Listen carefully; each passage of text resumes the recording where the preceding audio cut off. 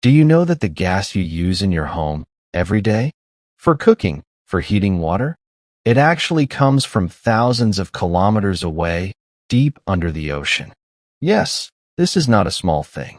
It's a journey that begins beneath the earth or sometimes at the bottom of the sea, where it's completely impossible for humans to go.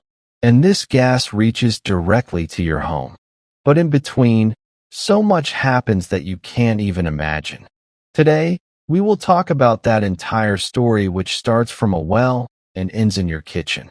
So if you really want to understand where the gas in your home comes from, make sure to watch this video till the end, because after this, you will never look at gas the same way again.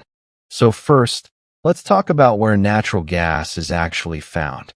This gas forms deep underground, sometimes 3,000 to 5,000 meters below the surface, from the decomposition of organic matter.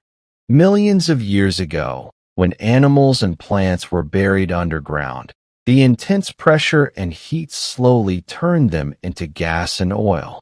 This process is extremely slow and takes millions of years to complete. This gas then gets trapped between layers of rock, like air sealed inside a closed room. Scientists and engineers first locate these places through seismic surveys. That means sending sound waves underground to detect where the gas is. Once the location is confirmed, drilling begins, and this is not a simple task. It's a complete engineering marvel. Now let's talk about drilling, which is the most interesting and exciting part of this entire story. A drilling rig, as big as a building, is installed at the location where gas is found.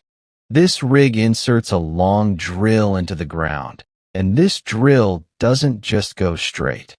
Thanks to modern technology, it can also bend and move horizontally underground.